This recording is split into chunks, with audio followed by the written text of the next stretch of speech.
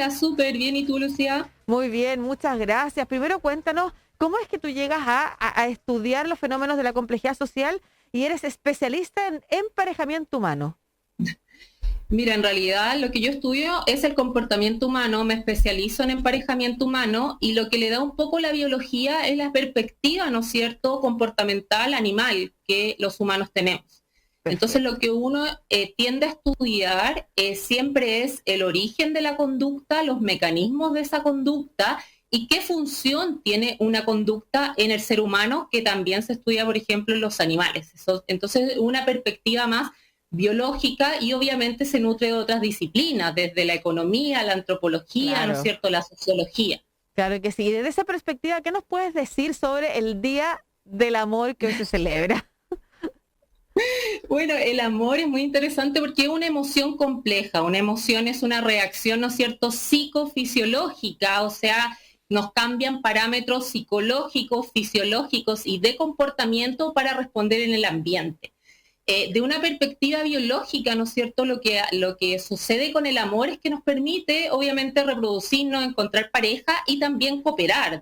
Hay que poner énfasis en eso, Ujú. que el amor también trasciende no solamente al amor romántico, también trasciende a otros tipos de relaciones, desde las familiares, Claro. afectivas de amistad y obviamente también lo romántico. Perfecto, qué interesante lo de cooperar, profundicemos en eso. ¿Cuáles son las características de este comportamiento y por qué está asociado fisiológicamente a qué que nos genera ese tipo de impulsos?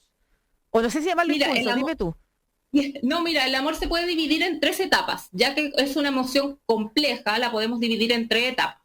La primera etapa se denomina el impulso sexual, que el impulso sexual nos permite en el fondo elegir quién nos gusta de quién no. O sea, si yo estoy en una habitación con muchos hombres, muchas mujeres, quien sea, no me van a gustar todos al mismo tiempo. Mi cerebro va a generar un tipo de ranking de quién me atrae y quién no. Entonces la Ujú. primera etapa, el desafío evolutivo que tiene la primera etapa es elegir una persona entre un mercado biológico. Perfecto. ¿Y eso Luego cómo? No, sigue... pero vamos por parte, por favor, porque es súper interesante cada uno de estos puntos. Ese ranking, ¿cómo lo elabora nuestro cerebro? Ese es lo que tú llamas el impulso sexual. ¿Cómo es que se conforma? ¿Qué lo configura a la hora de elegir efectivamente a ese otro u otra que nos parece atractivo? Eso es bien interesante porque lo que ocurre es esta sensación de química, que lo que hace nuestro cerebro es ponderar cierta heurística, que quiere decir eso como cierta información sobre el otro. Entonces yo voy a elegir a alguien que es atractivo para mí. Entonces las líneas de investigación que se investigan en esta primera etapa es, bueno, ¿qué características hacen que sea la otra persona, por ejemplo, atractiva? Desde la física, la comportamental, ¿no es cierto? Esa es la línea de investigación que se maneja en el impulso sexual. Pero Ya, lo que uno perfecto. siente en esta primera etapa es, bueno, sexualidad, calentura, excitación, mucha liberación de estrógeno, mucha liberación también de testosterona. Ya, pero interesante lo que señalas porque uno asocia erradamente todos esos componentes a algo físico y no es así. Lo atractivo también es comportamental, como señalas tú. Totalmente, por eso te decía que es una reacción psicofisiológica. Aquí hay que dejar, y eso una parte que, bueno, es parte también de los científicos, de separar un poco esto como emoción, cuerpo y mente. En realidad todo se está ponderando al mismo tiempo para generar una intuición o una motivación. Qué interesante. Ya, segundo. Segundo, nos vamos entonces a la segunda y que es la más descrita, ¿no es cierto?, socialmente, que es el amor romántico. Ya. El amor romántico, el desafío evolutivo que tiene, bueno, es concentrar la energía en una persona. ¿Y cuál es el premio de esa energía? Bueno, conquistar a esa persona y poder quizás pasar a la otra etapa que hablaremos luego. Ya. ¿Qué pasa con esta segunda etapa? Es la etapa donde el cerebro está full. ¿A qué me refiero con esto? Que es la etapa Estrategia. de... Sí, es la etapa, ¿no es cierto?, donde de estrategia, donde hay obsesión, donde se activa uno de los mecanismos más poderosos en nuestro cerebro, que es el sistema de recompensa, que tiene que ver con la adicción, con el placer, con el poner atención. ¿Y por qué digo que es tan poderoso? Porque es verdad lo que se dice de que el amor es adictivo, por eso es tan poderoso, y también en esta etapa se produce un fenómeno que el amor es ciego. ¿Qué significa esto? Que yo pondero solamente emociones positivas de la otra persona. Mi amiga me puede estar diciendo lo que sea del otro, no sé, que era lo peor, y yo voy a omitir eso, voy a generar emociones positivas. Mis intuiciones cambian. Y es muy relevante porque la gente habla de que uno es irracional y al contrario, cambia mi prefrontal, cambia mi racionalidad sobre el otro. Si antes no me gustaba escalar, ahora me gusta, quiero estar todo el rato con esa persona. Hay una obsesión, hay un cambio de planes por el otro. Esa es la etapa del amor romántico, es la segunda. Pero cuando tú dices, uno no deja de ser irracional, pero al mismo tiempo describes algo que cambia tu racionalidad, ¿a qué nos transporta entonces si no es irracional? ¿Es qué? Lo que pasa es que desde el punto de vista biológico, realmente si existe, ¿no es cierto?, un beneficio de conquistar al otro con un fin evolutivo, en realidad eso puede ser racional, no sé si se entiende. O sea, desde el punto de vista biológico hay una racionalidad. Obviamente quizás desde el punto de vista podemos ir a la filosofía o ya definir lo que es la racionalidad, nos encontramos nuevamente con esa dicotomía emoción versus... Claro, que separa, pero realmente, bueno, por algo está ahí, probablemente nos sirvió para poner la energía en una persona y poder conquistarla y también poder reproducirnos en el origen, obviamente, de esta emoción compleja. Eso, porque le has llamado desafío evolutivo. De cada etapa tiene un desafío evolutivo. Los desafíos evolutivos lo asociamos, entre otras cosas, a la reproducción, pero no sé si es correcto esa interpretación de desafío evolutivo en el caso de estas etapas amorosas. Lo que pasa es que el desafío evolutivo, a lo que uno se va es el problema recurrente que tuvo que resolver el humano en el pasado y que resuelven los animales también para poder o reproducirse o para poder cooperar en general. Esta es solamente una etapa que en la ontogenia, ¿no es cierto?, en el desarrollo de una persona, nosotros resolvemos el problema de conquistar a alguien, por ejemplo, también resolvemos el problema de comer. O sea, resolvemos distintos. Y entre esta resolución de problemas está, bueno, tenemos que elegir a alguien, no puede ser cualquiera, y te voy a explicar, yo creo, en la tercera etapa por qué pasa eso. Tenemos que poner la energía en el otro también. Entonces son distintas resoluciones de problemas. ¿Y por qué es distinto? Y eso es muy relevante.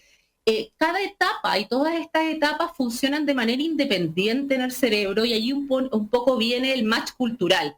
Que de repente claro, decimos, te iba a preguntar por eso. Sí, el match cultural que te dice, mira, en verdad tenemos que sentir impulso sexual, nos tenemos que enamorar y luego en la tercera etapa nos tenemos que apegar a la misma persona. Y en realidad el cerebro está funcionando a cada rato con estas etapas de manera independiente. Podemos estar apegados a una persona, podemos sentir impulso sexual por otra persona, podemos estar enamorados de otra persona. Eso ocurre constantemente. Obviamente, como la segunda etapa es tan fuerte, es poco probable que si yo estoy muy enamorado de uno, esté pensando en otro, porque cerebralmente es muy potente. Hay una dopamina que sube, hay mucha adrenalina, ¿no es cierto? Esas mariposas en el estómago son producto de la adrenalina también, entonces eso ocurre. Lo interesante que tú nos estás diciendo ahora, además, dentro de todas las cosas interesantes que nos has dicho, es que toda esta etapa de sentirse enamorado de otro, sobre todo esta etapa del amor romántico en la que estamos ahora, que es tan fuerte y buscamos estrategias para estar con un otro, no está solamente asociado a la estructura cultural, hegemónica, patriarcal, eso puede ser de alguna forma, está asociado a mecanismos de sobrevivencia del humano en su origen, del humano y la humana en su origen. Exacto, o sea, tenemos que pensar que todos estos mecanismos en el pasado quizás nos sirvieron a sobrevivir y quizás es un poco fuerte lo que voy a decir o bordeando lo filosófico, pero tenemos que preguntarnos si en realidad eso nos sirve hoy en día. O sea, en el fondo enfocarnos quizás mucho en uno, el perder, ¿no es cierto?, un poco las intuiciones morales, quizás no nos sirve hoy en día con el ambiente que hoy en día tenemos.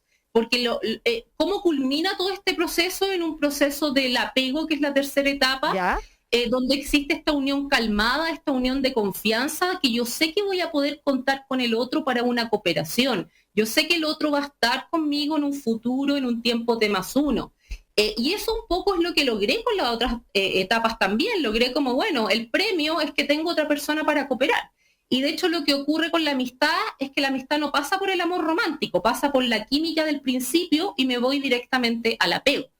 Entonces, sumamente relevante. Y generalmente, cuando las personas investigan el amor, investigan el apego, investigan la tercera etapa del amor, más que la ¿Y segunda. por qué en algunos casos sucede, si existe la atracción sexual inicial, tanto en la amistad o en el amor, por qué unos avanzan a la segunda etapa del amor romántico y otros pasan directo a la tercera etapa del apego sin pasar por el amor romántico que consolida de alguna manera un camino hacia una relación de pareja? Bueno, obviamente la atracción tiene que ser fuerte, en el fondo se tiene que cruzar un umbral en nuestra mente para yo pasar a una atracción romántica. Un es para mí, ¿no es cierto? Hay una conexión más allá que el de una amistad. Yo puedo tener una química con alguien, pero en realidad esa persona no me gusta. Y eso también se mide con cosas que de repente no nos damos cuenta. Por ejemplo, nuestros sentidos. O sea, si esa persona puede ser muy buena onda y besa mal, bueno, al tiro lo puedo pasar como amigo. Si huele distinto, son cosas como sumamente sensoriales. Que estamos, Claro. es todo un proceso, por eso es como psicofisiológico, porque no solamente nuestra mente filtra, también nuestros sentidos filtran constantemente. Y en ese sentido, ¿cuánto hay de ese atractivo sexual que es evolutivo, que es parte del desarrollo evolutivo o del desafío evolutivo, que es compartido? O sea, yo puedo sentir esto por alguien y ese otro no tener lo mismo, y te lo pregunto porque se supone que la química incorpora como esto todo, por supuesto, en lo coloquial, en la conversación coloquial, ¿no es cierto? No sé si cosas Claro. que tienen que ver con el complemento o con los tipos de defensas o colaboración que yo necesito de un otro para poder desarrollarme mejor. ¿De qué manera eso se hace entre más de uno? ¿O es solo un fenómeno que le pasa a uno solo y por el otro lado puede no estar pasando nada? Mira, esa pregunta es sumamente interesante porque uno siempre ve la evolución con un tipo de perfección y en realidad la cosa no funciona tan así. O Allá. sea, imagínate que tenemos un mecanismo sumamente poderoso y que, como dices tú, puede no coincidir. Puedo no hacer match con alguien y eso en realidad uno lo piensa es súper errático, o sea, ¿por qué gasto tanta Claro. energía si en realidad no? Y en realidad tiene que ver, mira, primero tiene que ver con muchas cosas y las principales es que sí, hay una etapa, mira, o sea, el cómo se enamora de un otro o cómo me atrae un otro es una cosa y si yo estoy con esa persona es otra cosa. Yo creo que acá estamos hablando de dos ámbitos que son bien relevantes, porque muchas personas creen que el amor es un fin en sí mismo. ¿Qué quiere decir eso? De que si yo voy a tener química con alguien, yo me tengo que casar con esa persona, tengo que hacer una familia con esa persona. Sí, puede ser algún ideal, pero en realidad las cosas de repente no funcionan así. Claro. Si a mí me atrae quizás mucho alguien y estoy muy dopaminérgica con una persona, quizás esa persona no es muy buena para la crianza. Claro, Puede eso, ahí es cuando todo. entonces nuestro cerebro empieza a incorporar otras variables, Exacto. claro, Exacto, ahí hay un trade-off, que en el fondo, de hecho, las personas que son sumamente atractivas, uno pensaría que les va bien en la relación a largo plazo y no les va tan bien en la relación a largo plazo. Por bueno, sí, ejemplo, te doy, me ha sí, pasado. Ay. nos pasa a menudo. Sí, nos Nos pasa pasa. A los muy atractivos y atractivas nos pasa. y claro, porque hay ciertas características, nuevamente, que son heurísticas. Cuando te digo heurísticas, son que nosotros no tenemos acceso a la información, entonces nosotros intuimos cosas con cierta información. Por ejemplo, la gente cree que las personas muy atractivas son más prosociales, y eso es totalmente una heurística. A mí, alguien puede ser muy atractivo y no es prosocial. Se cree también que los hombres que tienen mucha testosterona circundante son mucho más atractivos, pero son malos para la crianza. Y son heurísticas nomás, como ¿Qué es prejuicios que entran en nuestra heurística? mente. Una heurística es cuando yo tomo cierta información que no tengo acceso a esa información. Entonces tomo lo que hay y genero una intuición, una noción de lo que está bien y lo que está mal con la información que tengo. Si yo voy caminando de noche en la calle y veo a alguien sospechoso y cruzo la calle, quizás esa persona no me iba a hacer absolutamente nada, pero yo ponderé la información de ese instante y me generé una intuición sobre lo que estaba ocurriendo. Lo mismo ocurre con la atracción.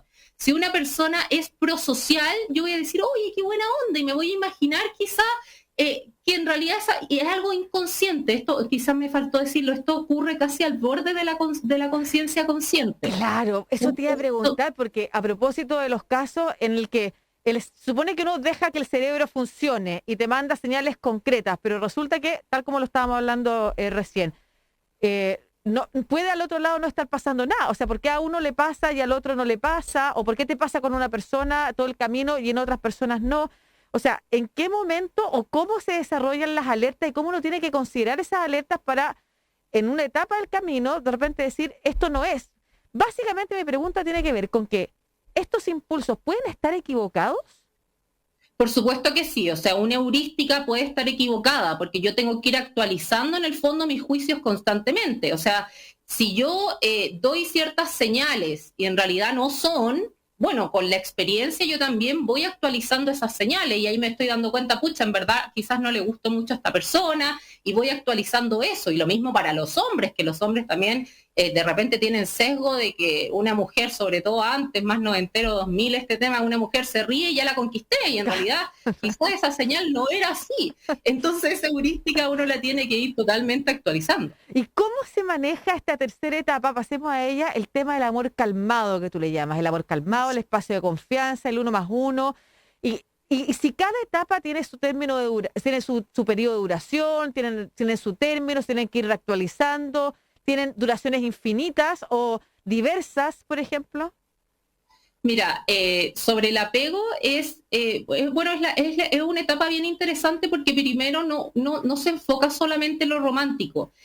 Yo puedo tener apegos con otro tipo de relaciones, y lo que es muy importante también para cooperar. La cooperación es muy importante en el humano. Nosotros somos seres sociales. Eso quiere decir que no sobrevivimos solos. Necesitamos generar estrategias para alimentarnos, para reproducirnos, etcétera, etcétera. Entonces, el apego se da esta unión calmada, esta unión de confianza en el otro, y sobre todo en el que yo voy a cooperar. Cuando yo hablo de cooperar es entregar o compartir recursos emocionales y también recursos tangibles para poder sobrevivir, y el apego me permite un poco eso, me permite esa unión calmada, esa unión tranquila. Y el apego también es muy relevante en la etapa de la infancia. De hecho, ahí se crea un poco el origen que viene de los mamíferos sociales, que es un poco entregar cómo va a estar el mundo. Y hay diferencias individuales importantes. O sea, las personas aman distinto también por sus distintos tipos de apego. Eso igual hay que decirlo, no es distinto. La experiencia del apego en la infancia genera distintas maneras de saber amar. Exacto. ¿Y se pueden reentrenar? Mira, eso es lo que intenta hacer la psicología clásica un poco. La terapia intenta, ¿no es cierto?, llevarnos hasta cierto tipo de apego, a un apego más seguro. Desde el punto de vista biológico, uno estudia los distintos tipos de apego y uno sabe que, por ejemplo, los apegos nos sirvieron quizás para algo. Te pongo un ejemplo. Alguien que tiene un apego evitativo, las personas que tienen apego evitativo, cuando ocurre algún problema, ellos tienden a salirse de la situación. Mira, sabéis que yo me voy para otro lado. Si uno piensa en ese apego en un ambiente estable, probablemente a esa persona le cueste tener relaciones a largo plazo. Pero si estamos en un ambiente, por ejemplo, de pandemia, de guerra, de incertidumbre, esa persona no le va a costar quizás estar con más personas y le va a ir bien en ese ambiente. Entonces, cuando uno habla de tipo de amor o tipo de apego, hay que pensar que siempre lo tenemos que ver en un ambiente determinado y no mitificarlo como, oye, tú estás mal, tú estás bien, vámonos todos al apego seguro. En realidad, depende del ambiente. Lo que significa también entonces que hay distintas maneras de amar, de entender el amor y de armar relaciones, sean de pareja o poliamorosas, que es lo que vamos a pasar a conversar ahora. Primero, ¿existe por género, hombre, mujer, o por sexo biológico, hombre, mujer, formas de amar distintivas? ¿Los hombres aman de una manera, las mujeres amamos de otra? No, nosotros tenemos, y eso es muy importante decirlo, el mismo cerebro, es el mismo órgano, y como órgano que está, ¿no es cierto?, alojado ahí, como la mente, el procesamiento de información es la misma. No existe ni un cerebro masculino ni un cerebro femenino, el cerebro funciona como mosaico. Lo que sí existe distinto es los problemas biológicos que quizás tuvieron que resolver. ¿Qué quiere decir eso? Claro.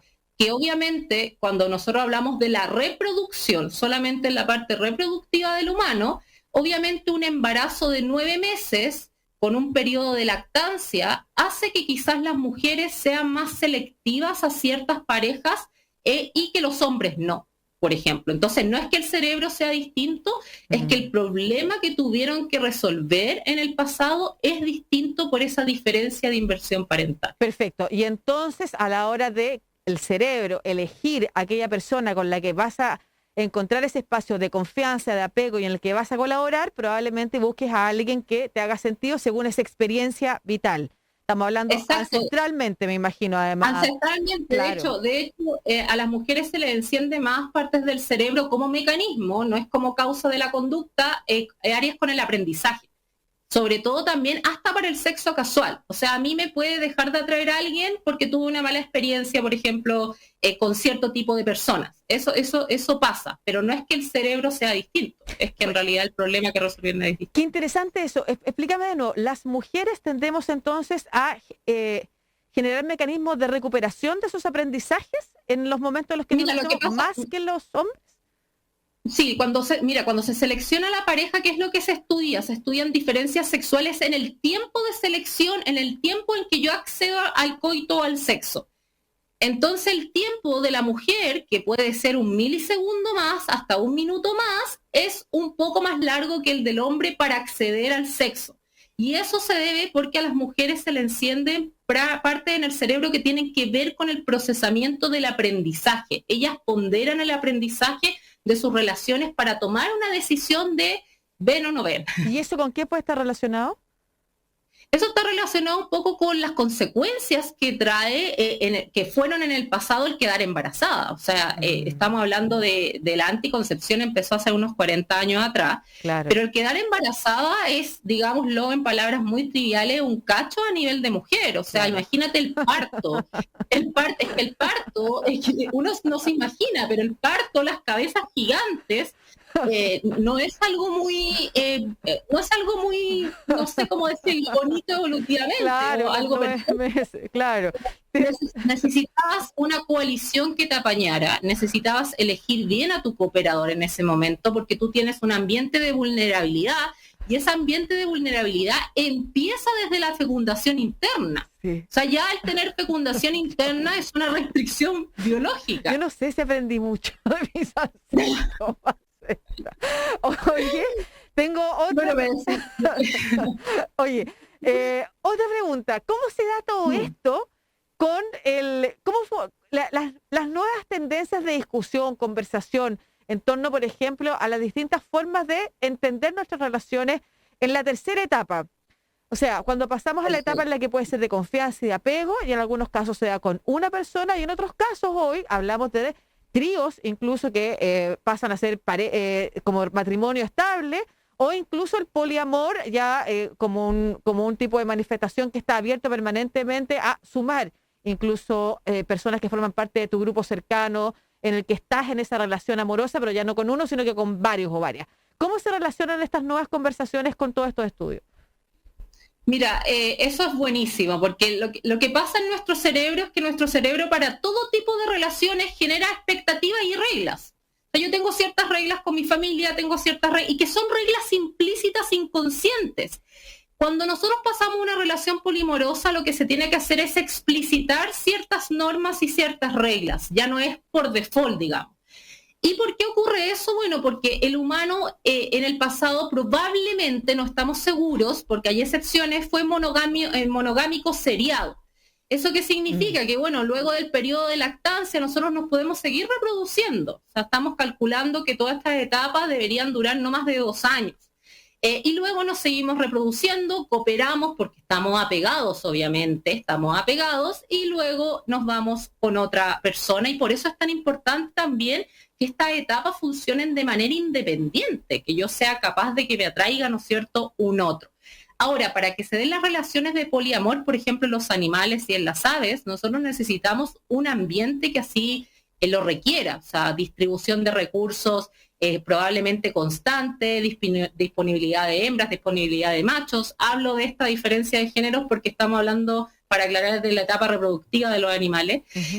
Y lo mismo en el humano, o sea, probablemente alguien que no tiene muchos recursos va a ser difícil que esté, bueno, probablemente lo puede hacer, pero va a ser difícil quizás que esté en una relación poliamorosa y que deje descendencia. un poco refiriéndonos Ya, a y la ahí definición. y voy a tocar esta última pregunta que tiene que ver con lo que te señalas recién, lo de las reglas, la definición de reglas. No hay un tipo de amor, una forma de establecer el amor correcta, entonces hay que estar, cada uno puede desarrollar sus propias reglas con un otro, y aquí hay que estar alerta también a cuando pasamos a esas formas de amor que pudieran estar muy en tendencia, pero que quizás no te representan o terminan contribuyendo a escenarios que son complejos, negativos o tóxicos, incluso ya sea en una relación de pareja estable o en una relación de pareja, me refiero, monogámica o en una relación poliamorosa. Claro. Yo creo que lo primero es, bueno, esto que estamos haciendo, concientizar de un poco de la naturaleza humana es sumamente relevante, saber que tenemos esta emoción que es muy fuerte, que es el amor, y también que existe la emoción compleja de los celos, que es una emoción cross-cultural, eso significa que está en todas las culturas, y que probablemente también nos puede jugar una mala pasada en este tipo de, ¿no es cierto?, de relaciones. Entonces, tener también consciente eso, saber controlarla, explicitar, comunicarse mucho, también es muy relevante para el tema de las relaciones. Y lo otro, creo que hay que tener ojo con nuestras intuiciones. De repente, las intuiciones, esta heurística que yo te decía sobre lo que está pasando, es sumamente relevante como para identificar si en realidad esto no está haciendo bien y no está haciendo mal. Y cuando una relación no está haciendo mal, uno sabe, cuando uno gasta mucha energía en mantener una relación cooperativa, tiene que cambiarla. Tenemos dos opciones: o nos quedamos, manipulamos la conducta, o cambiamos de cooperador. Y eso se da en realidad en todo tipo de relaciones, no solamente en las románticas. Ya, pues muchas gracias, María Teresa Barbató, doctora en complejidad social y especialista en emparejamiento humano. Súper, súper interesante todo lo que hemos conversado. Quiero saber si tú haces sesiones sobre el tema y cómo te podemos entonces ubicar, o los que nos están escuchando, las que nos están escuchando, te pueden contactar. Bueno, en mi Instagram, Entera de Love, ahí hago sesiones Day Coach, donde nosotros hablamos de autoconocimiento y hacemos una mirada más psicoeducacional para, ¿no es cierto?, tratar estos temas, personas que quieren buscar pareja o personas que quieren solucionar sobre temas del amor, ahí les damos un espacio. Súper, perdóname, ¿me puedes repetir la dirección? Entera de Love es mi Instagram. Entera de Love. Sí. Ya, perfecto. Muchas gracias, un abrazo, fue un gusto conversar contigo. Chao. Chao.